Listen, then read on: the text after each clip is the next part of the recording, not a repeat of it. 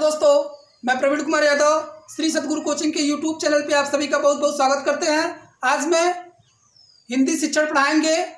हिंदी शिक्षण में यूनिट 4 की बात करेंगे, यूनिट 4 का बात करेंगे। उसमें बात होगा मूल्यांकन।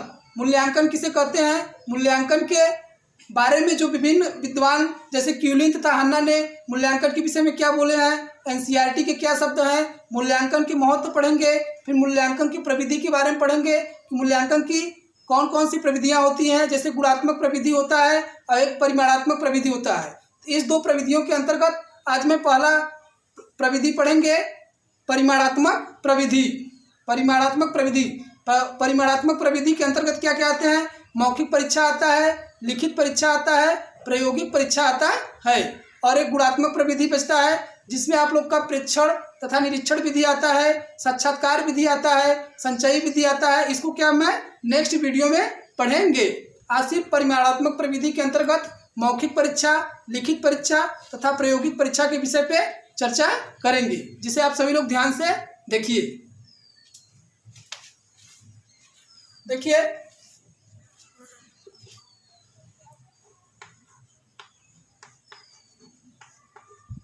मूल्यांकन। मूल्यांकन किसे कहते हैं? मूल्यांकन का शाब्दिक अर्थ होता है, मूल्यांकन का शाब्दिक अर्थ होता है मूल्य। ठीक है, मूल्यांकन का शाब्दिक अर्थ क्या होता है? मूल्य होता है। मूल्य आधारित होता है उपयोगिता पर और उपयोगिता आधारित होता है उद्देश्य पर। अतः बालक की अधिगम उद्देश्यों की प्राप्ति के लिए जो हम अधिगम अनुभव इकट्ठा करते हैं उसे हम क्या कहते हैं? मूल्यांकन कहते हैं। ठीक है, मूल्यांकन का शाब्दिक अर्थ होता है मूल्य। मूल्य आधारित होता है उपयोगिता पर, उपयोगिता आधारित होता है उद्देश्य पर। अतः बालक की अधिगम उद्देश्यों की प्राप्ति के लिए जो हम अधिगम अनुभव इकट्ठा करते हैं उसे हम क्या कहते हैं? मूल्यांकन कहते हैं। क्यूलिन तथा हन्ना के शब्दों में देखिए, क्यूलिन तथा हन्ना के शब्दों में देखिए, क्यूलिन तथा हन्ना के शब्दों में मूल्यांकन का परिभाषा। मूल्यांकन विद्यालय में बालक के व्यवहार का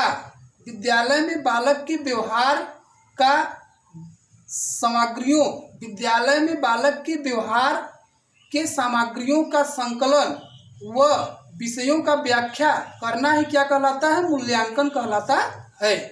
विद्यालय में बालक के व्यवहार के सामग्रियों का संकलन व विषयों का व्याख्या करना ही क्या कहलाता है? मूल्यांकन कहलाता है। ठीक है, यहाँ क्यूलिन तथा हन्ना के शब्दों में है। अब एनसीईआरटी के शब्दों में देखते हैं। एनसीईआरटी के शब्दों में, एनसीईआरटी के शब्द क्या कहते हैं? मूल्यांकन की परिभाषा में एनसीईआरटी कहता है कि मूल्यांकन क्या है? एक प्रक्रिया है। मूल्यांकन एक प्रक्रिया है। अतः अधिगम उद्देश्यों की प्राप्ति के लिए मूल्यांकन क्या है? एक प्रकार की प्रक्रिया है। अतः अधिगम उद्देश्यों की प्राप्ति के लिए बालक का विद्यालय में कक्षा का निर्धारण करना तथा उसके शैक्षिक योग्यता व प्रगति के बारे में जानकारी रखना ही क्या कहलाता है? मूल्यांकन कहलाता है। एनसीईआरटी के शब्दों में क्या हो गया कि मूल्यांकन एक प्रक्रिया है। इसके अंतर्गत बालक के उद्देश्यों का निर्धारण किया जाता है। विद्यालय में कक्षा के निर्धारण हेतु जो शैक्षिक उद्देश्यों तथा प्रगति का निर्धारण किया जाता है उसे हम क्या कहते हैं? मूल्यांकन कहते हैं, एनसीईआरटी के शब्दों में। ठीक है, फिर मूल्यांकन का महत्व क्या है? मूल्यांकन का महत्व आपका हो जाता है कि मूल्यांकन शैक्षिक निर्धारण में सहायक होता है, मूल्यांकन पुनर्बलन में सहायक होता है। ठीक है, ये सब क्या हो गया? आपके मूल्यांकन का महत्व हो गया। अब देखिए मौखिक परीक्षा। मौखिक परीक्षा किसे कहते हैं? मौखिक परीक्षा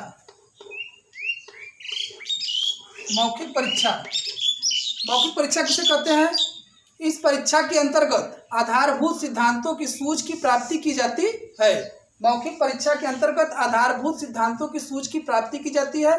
इस परीक्षा के अंतर्गत विषय संबंधित जानकारी गहनता से प्राप्त किया जाता है। मौखिक परीक्षा के अंतर्गत विषय संबंधित जानकारी गहनता से प्राप्त किया जाता है तथा इस परीक्षा के अंतर्गत मौखिक परीक्षा के अंतर्गत बालक के प्रश्नों में क्या होता है, बदलाव किया जा सकता है। मौखिक परीक्षा के अंतर्गत बालक के प्रश्नों में क्या किया जाता है, बदलाव किया जाता है तथा मौखिक परीक्षा में कम समय में अधिक प्रश्न पूछे जाते हैं। ठीक है, मौखिक परीक्षा में कम समय में अधिक प्रश्न पूछे जाते हैं। और मौखिक परीक्षा के अंतर्गत आबंधनीय प्रश्न करना क्या है, असंभव है। मौखिक परीक्षा के अंतर्गत आबंधनीय प्रश्न करना क्या है, आपका असंभव है। दूसरा का देखते हैं लिखित परीक्षा।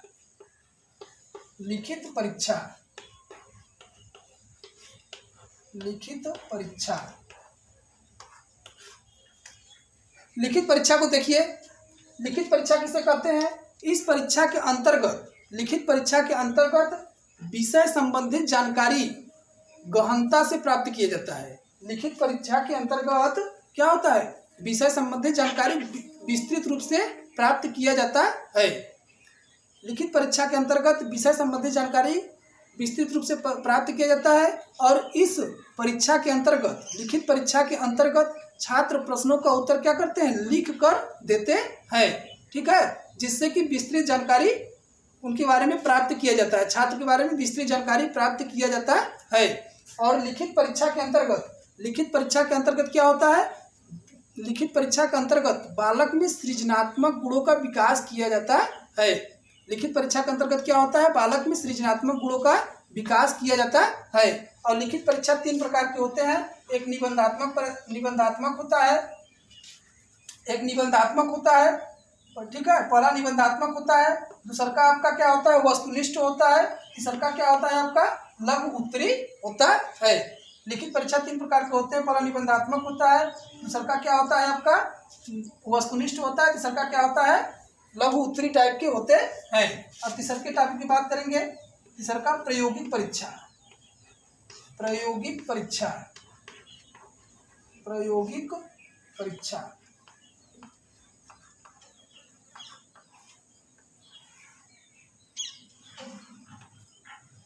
प्रायोगिक परीक्षा का परिभाषा यह है कि प्रायोगिक परीक्षा के अंतर्गत छात्र प्रश्नों का उत्तर प्रयोग करके देते हैं। और जब छात्र प्रायोगिक परीक्षा में जब प्रयोग करते हैं, लैब में जाते हैं, कोई चीज़ प्रयोग करते हैं, तो उस समय परीक्षण हेतु परीक्षक वहाँ पे क्या रहते हैं, स्वयं उपस्थित रहते हैं।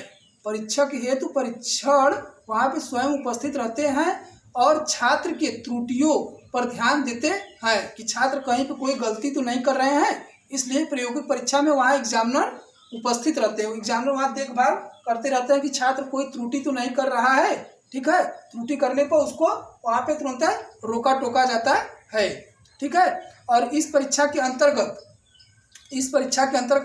छात्र का क्रियान्वयन होता है। इस परीक्षा के अंतर्गत छात्र क्रियान्वित रहते हैं। ठीक है, प्रायोगिक परीक्षा के अंतर्गत क्या होता है, छात्र क्रियान्वित रहते हैं। और प्रायोगिक परीक्षा के अंतर्गत छात्र के मानसिक तथा शारीरिक गुणों का विकास किया जाता है। प्रायोगिक परीक्षा के अंतर्गत क्या होते हैं, छात्र के मानसिक तथा शारीरिक गुणों का विकास किया जाता है। तो आज हम लोगों ने क्या देखे, एक बार फिर से देख लीजिए। मूल्यांकन देखे क्यूरिन व हन्ना के शब्दों में, एनसीईआरटी के शब्दों में, इस मूल्यांकन के महत्व के बारे में जाने, मौखिक परीक्षा किसे कहते हैं, लिखित परीक्षा किसे कहते हैं और प्रायोगिक परीक्षा के बारे में बात की। यह किसके अंतर्गत आता है, परिमाणात्मक परीक्षा के अंतर्गत आता है।